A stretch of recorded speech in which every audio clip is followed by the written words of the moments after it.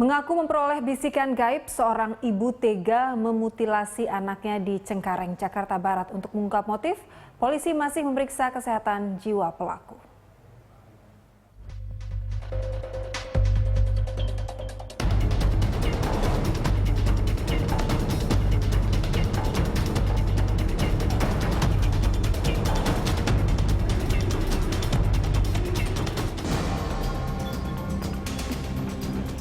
Kekerasan terhadap anak di tanah air sepertinya tak kunjung usai. Minggu 2 Oktober lalu, masyarakat kembali dikejutkan dengan kasus pembunuhan anak dengan cara dimutilasi di Cengkareng, Jakarta Barat. Ironisnya, mutilasi tersebut justru dilakukan oleh ibu kandung korban.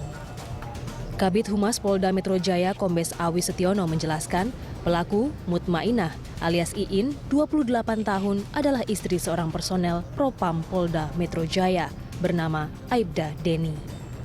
Peristiwa terjadi saat Deni baru saja pulang ke rumah kontrakannya dan mendapati pintu rumah tertutup.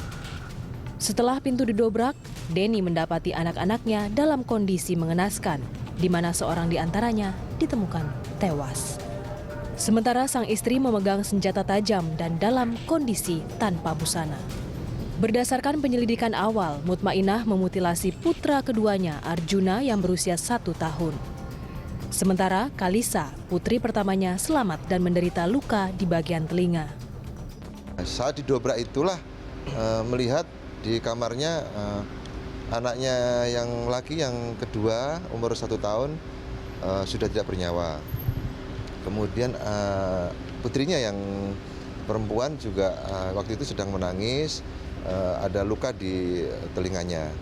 Kemudian kalau melihat istrinya juga tidur di situ, kemudian ada sebilah pisau dengan lumuran darah, termasuk tadi yang mohon maaf ada beberapa tubuh yang dipotong tadi.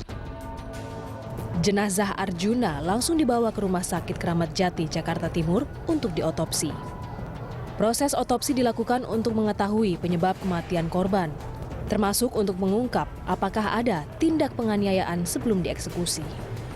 Setelah rampung menjalani otopsi di rumah sakit, jenazah Arjuna dimakamkan di Pemakaman Umum Jalan Raya Kedoya, Jakarta Barat. Proses pemakaman dilakukan pada Senin malam. Kasus-kasus sadis tersebut tidak hanya menimbulkan keprihatinan, tapi juga membuat kita bertanya, ada apa dengan masyarakat kita? Sosiolog Universitas Ibnu Khaldun, Musni Umar, berpendapat sakitnya masyarakat Indonesia tidak bisa lepas dari pola pembangunan selama ini yang tidak seimbang antara pembangunan fisik dan pembangunan jiwa. Padahal menurut Undang-Undang Dasar, pembangunan manusia harusnya lebih utama, seperti mencerdaskan kehidupan bangsa hingga mewujudkan kesejahteraan. Yang kita bangun itu kan fisik semua.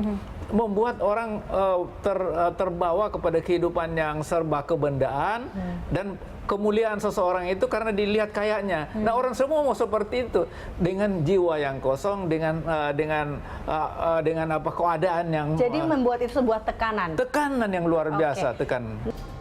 Warga di Jalan 24, Menceng, Cengkareng, Jakarta Barat masih tidak percaya dengan tindakan pelaku yang dengan keji membunuh dan memutilasi buah hatinya sendiri. Apalagi sehari-hari pelaku meski pendiam dikenal warga sebagai sosok yang baik dalam pergaulan. Bergaul, orangnya bergaul. Itu kemarin nggak tahu bagaimana, kita nggak tahu dah. Tutup aja pintunya. Seharian itu? Seharian itu. Suaminya nggak ada, Bu? Suaminya kan kerja, namanya polisi kan pulangnya malam, semalam pulang udah jam berapa, saya nggak tahu, pokoknya udah ramai aja. Menurut kakak Mutmainah, Muhammad Wahidin, sebelum memutilasi anak kandungnya 2 bulan terakhir, pelaku sudah kerap bertingkah aneh.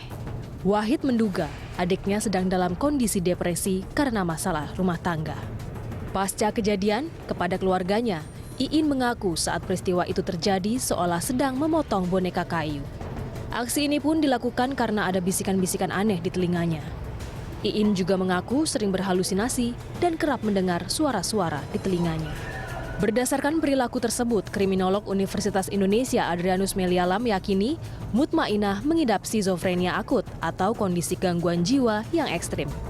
Dari kajian ilmu kesehatan, skizofrenia adalah gangguan mental kronis yang menyebabkan penderitanya mengalami delusi, halusinasi, pikiran kacau, dan perubahan perilaku. Skizofrenia memiliki beberapa gejala seperti halusinasi dan delusi, menarik diri dari pergaulan sosial, produktivitas kerja menurun, dan sering tertawa di waktu yang tidak tepat. Penderita skizofrenia biasanya sulit membedakan antara kenyataan dengan pikiran sendiri.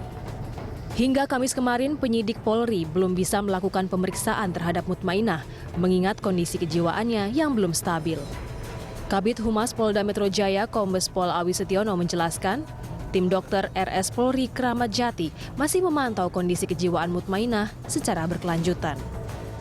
Bahwasanya untuk pelaku saudari M, ibu almarhum, ibu korban, bahwasanya yang bersangkutan memang situasinya masih labil ya, belum kita bisa lakukan pemeriksaan ya. Namun demikian memang ini masih proses untuk penyembuhan, dalam artian memang karena memang secara psikologis yang bersangkutan ini tidak stabil.